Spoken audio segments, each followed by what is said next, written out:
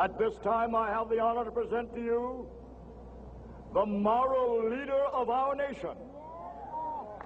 I have the pleasure to present to you Dr. Martin Luther King, Jr.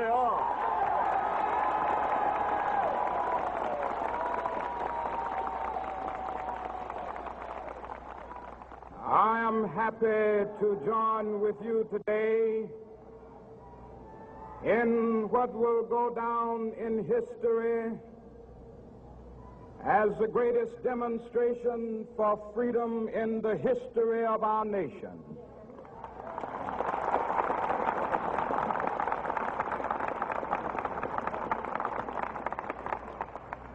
Five score years ago, a great American in whose symbolic shadow we stand today signed the Emancipation Proclamation. This momentous decree came as a great beacon light of hope to millions of Negro slaves who had been seared in the flames of withering injustice. It came as a joyous daybreak to end the long night of their captivity. But 100 years later, the Negro still is not free. 100 years later, the life of the Negro is still sadly crippled by the manacles of segregation and the chains of discrimination. 100 years later, the Negro lives on a lonely island of poverty in the midst of a vast ocean of material prosperity. 100 years later, the Negro is still languished in the corners of American society and finds himself in exile in his own land. And so we've come here today to dramatize a shameful condition. In a sense, we've come to our nation's capital to cash a check. When the architects of our republic wrote the magnificent words of the Constitution and the Declaration of Independence, they were signing a promissory note to which every American was to fall heir. This note was a promise that all men, yes, black men as well as white men, would be guaranteed the unalienable rights of life, liberty, and the pursuit of happiness. It is obvious today that America has defaulted on this promissory note insofar as her citizens of color are concerned. Instead of honoring this sacred obligation, America has given the Negro people a bad check, a check which has come back marked insufficient funds.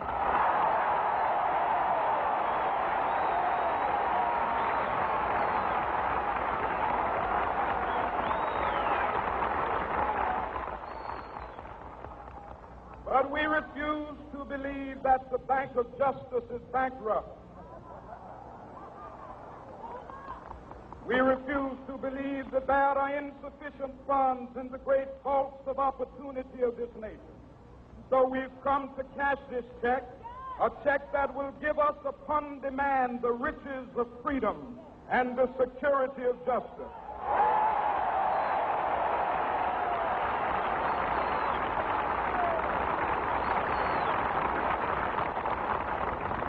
We have also come to this hallowed spot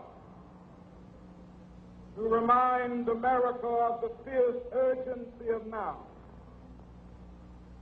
This is no time to engage in the luxury of cooling off or to take the tranquilizing drug of gradualism.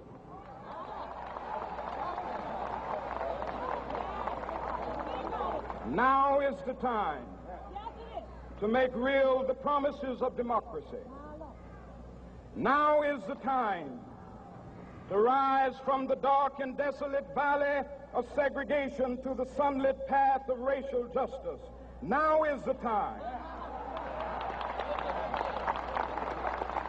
to lift our nation from the quicksands of racial injustice to the solid rock of brotherhood. Now is the time to make justice a reality for all of God's children. It would be fatal for the nation to overlook the urgency of the moment. This sweltering summit of the Negro's legitimate discontent will not pass until that is an invigorating autumn of freedom and equality. 1963 is not an end, but a beginning.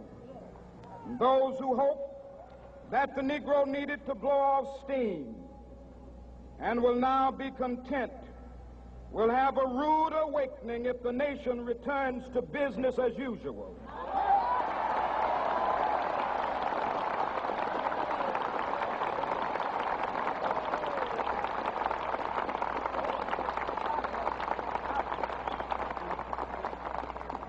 There will be neither rest nor tranquility in America until the Negro is granted his citizenship rights.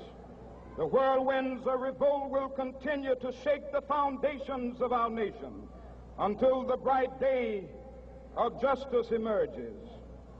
But that is something that I must say to my people who stand on the warm threshold which leads into the palace of justice. In the process of gaining our rightful place, we must not be guilty of wrongful deeds. Let us not seek to satisfy our thirst for freedom by drinking from the cup of bitterness and hatred.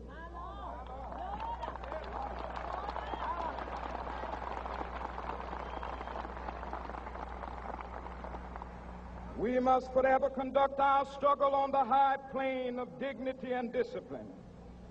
We must not allow our creative protests to degenerate into physical violence. Again and again, we must rise to the majestic heights of meeting physical force with soul force. The marvelous new militancy which has engulfed the Negro community must not lead us to a distrust of all white people. For many of our white brothers, as evidenced by their presence here today, have come to realize that their destiny is tied up with our destiny.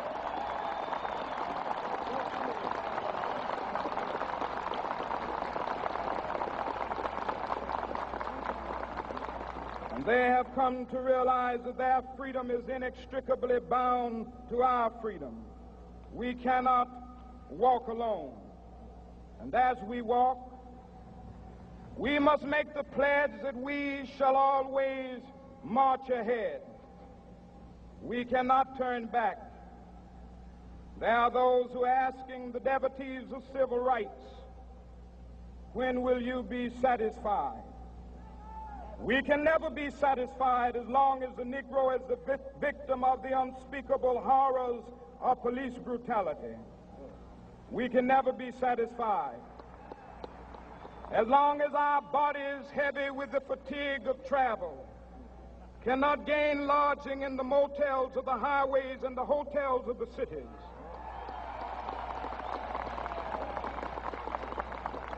We cannot be satisfied as long as the Negro's basic mobility is from a smaller ghetto to a larger one. We can never be satisfied as long as our children are stripped of their selfhood and robbed of their dignity by signs stating for whites only.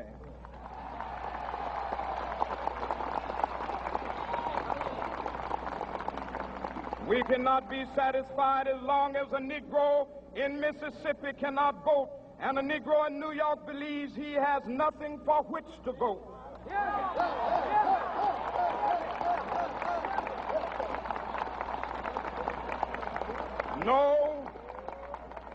No, we are not satisfied, and we will not be satisfied until justice rolls down like waters and righteousness like a mighty stream.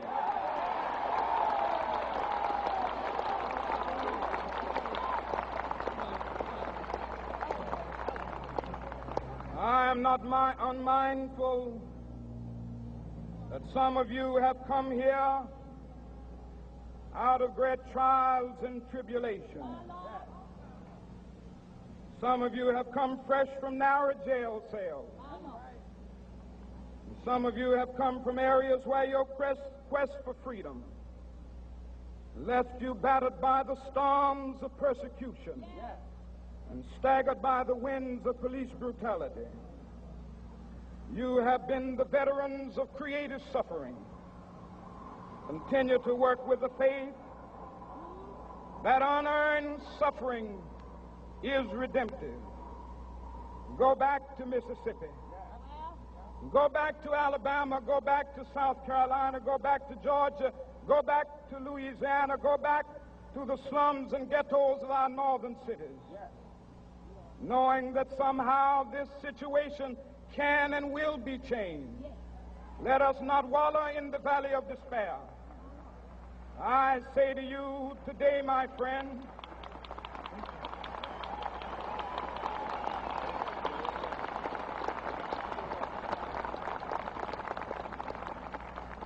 so even though we face the difficulties of today and tomorrow, I still have a dream.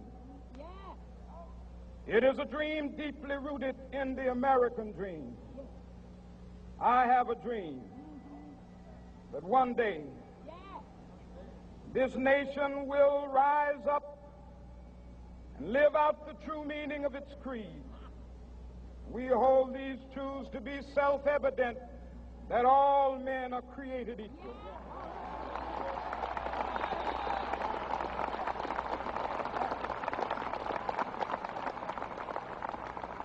I have a dream that one day on the red hills of Georgia, the sons of former slaves and the sons of former slave owners will be able to sit down together at the table of brotherhood.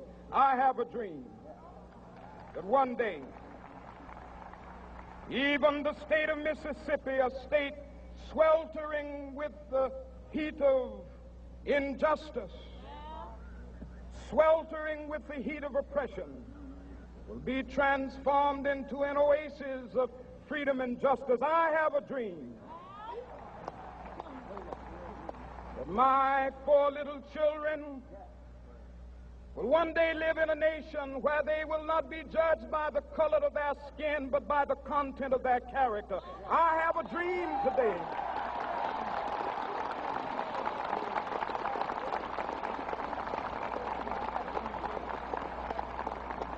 I have a dream that one day down in Alabama, with its vicious racists, with its governor having his lips dripping with the words of interposition and nullification, one day right there in Alabama, little black boys and black girls will be able to join hands with little white boys and white girls as sisters and brothers. I have a dream today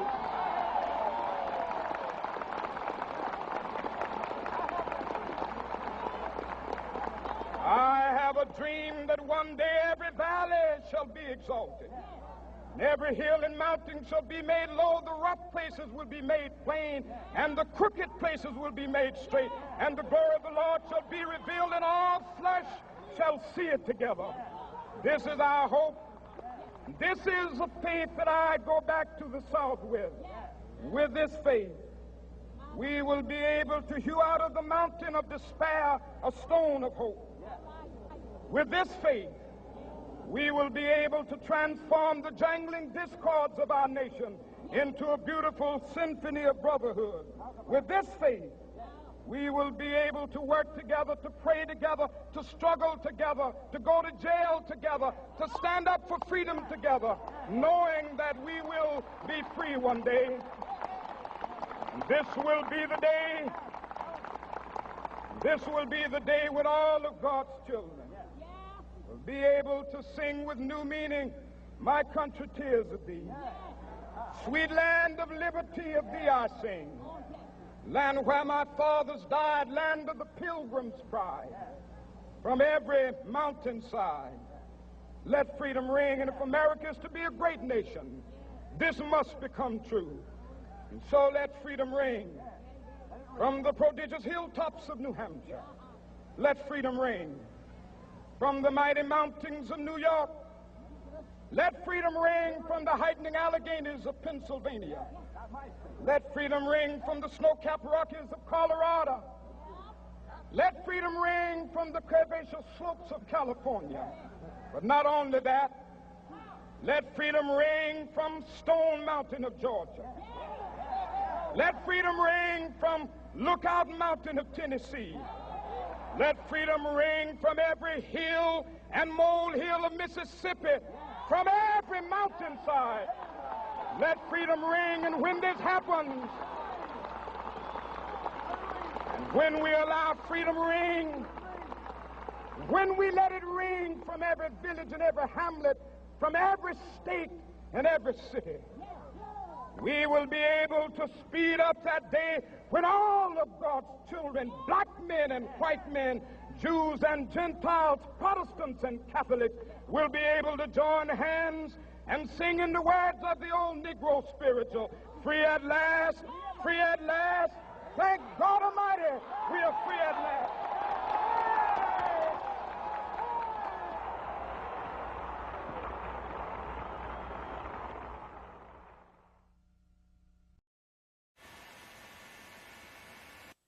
We have no alternative but to keep moving with determination. We've gone too far now to turn back. And in a real sense, we are moving, and we cannot afford to stop, because Alabama and because our nation has a date with destiny. I'm here to tell you tonight that the businessmen, the mayor of this city, the police commissioner of this city, and everybody in the white power structure of this city must take a responsibility for everything that Jim Clark does in this community.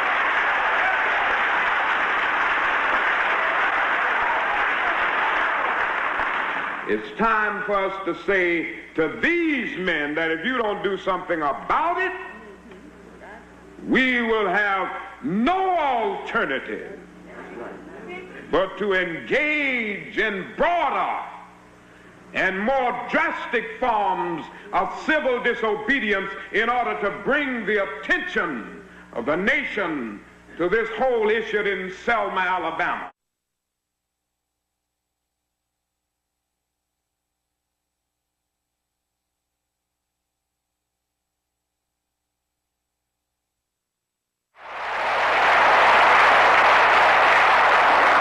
Deep down in our nonviolent creed is the conviction that there are some things so dear, some things so precious, some things so eternally true that they're worth dying for. And if a man happens to be 36 years old, as I happen to be, and some great truth stands before the door of his life, some great opportunity to stand up for that which is right, he's afraid his home will get bombed, or he's afraid that he will lose his job, or he's afraid that he will get shot or beat down by state troopers. He may go on and live until he's 80, but he's just as dead as 36 as he would be at 80, and the cessation of breathing in his life is merely the belated announcement of an earlier death of the spirit. He died.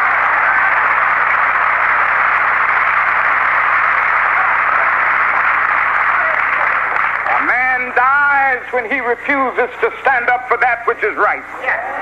A man dies when he refuses to stand up for justice. A man dies when he refuses to take a stand for that which is true. So we're going to stand up right here amid horses. We're going to stand up right here in Alabama amid the billy clubs. We're going to stand up right here in Alabama amid police dogs if they have them. We're going to stand up amid tear gas.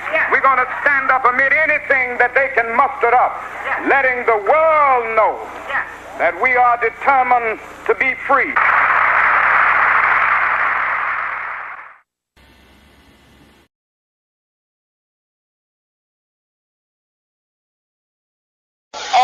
say to America is be true to what you said on paper.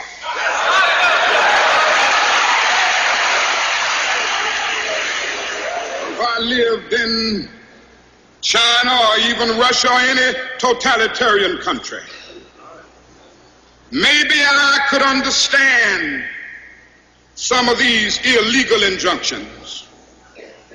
Maybe I could understand the denial of certain basic First Amendment privileges because they haven't committed themselves to that over there. But somewhere I read of the freedom of assembly. Somewhere I read of the freedom of speech. Somewhere I read of the freedom of press. Somewhere I read that the greatness of America is the right to protest far right.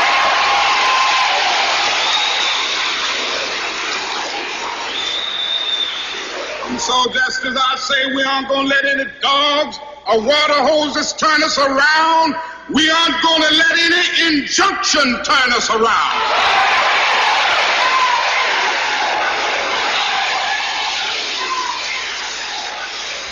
Well, I don't know what will happen now. We've got some difficult days ahead. But it really doesn't matter with me now because I've been to the mountaintop. I don't mind. Like anybody, I would like to live a long life. Longevity has its place. But I'm not concerned about that now. I just want to do God's will. And He's allowed me to go up to the mountain. And I've looked over and I've seen the promised land. I may not get there with you, but I want you to know tonight that we as a people will get to the promised land.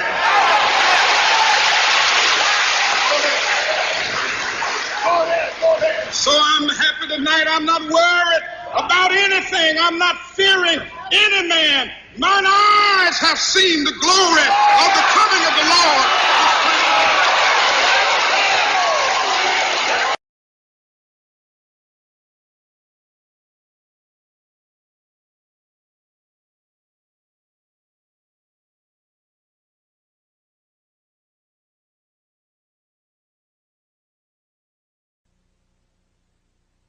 This is a CBS News special report.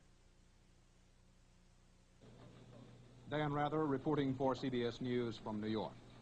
The Reverend Martin Luther King Jr. was shot to death by an assassin late today as he stood on a balcony in Memphis, Tennessee. Dr. King had planned to lead another civil rights march in Memphis next Monday. We got the latest on the story now from Russ Hodge, news director of WREC-TV.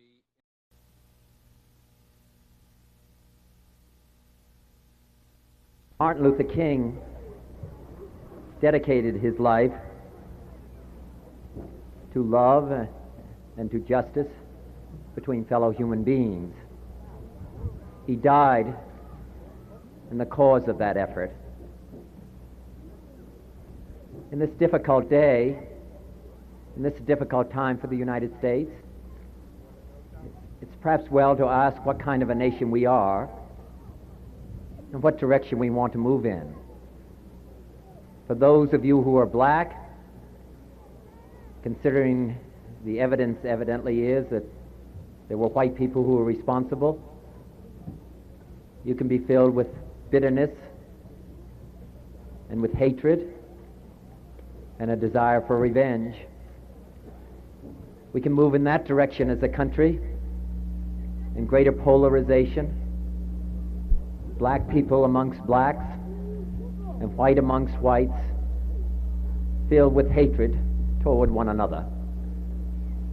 Or we can make an effort, as Martin Luther King did, to understand and to comprehend and replace that violence, that stain of bloodshed that is spread across our land with an effort to understand, compassion, and love. For those of you who are black and are tempted to be filled with hatred and mistrust of the injustice of such an act against all white people, I would only say that I can also feel in my own heart the same kind of feeling. I had a member of my family killed, but he was killed by a white man. But we have to make an effort in the United States. We have to make an effort to understand, to get beyond or go beyond these rather difficult times. My favorite poem, my favorite poet was Aeschylus. He once wrote,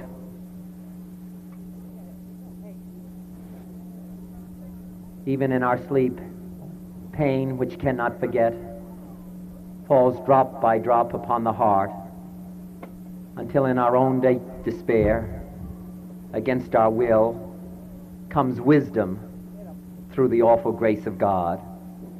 What we need in the United States is not division. What we need in the United States is not hatred. What we need in the United States is not violence and lawlessness, but is love and wisdom and compassion toward one another, feeling of justice toward those who still suffer within our country, whether they be white or whether they be black.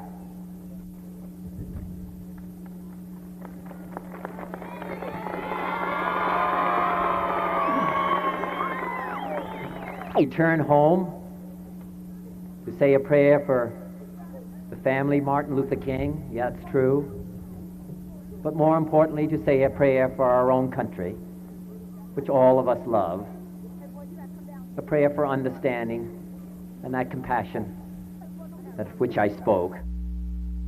We can do well in this country. We will have difficult times. We've had difficult times in the past, but we will have difficult times in the future. It is not the end of violence. It is not the end of lawlessness, and it's not the end of disorder.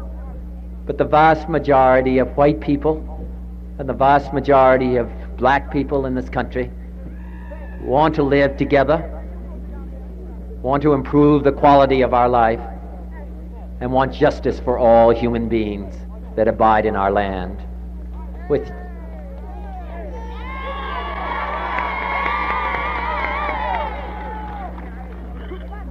And dedicate ourselves to what the Greeks wrote so many years ago, to tame the savageness of man and make gentle the life of this world. Let us dedicate ourselves to that and say a prayer for our country and for our people. Thank you very much.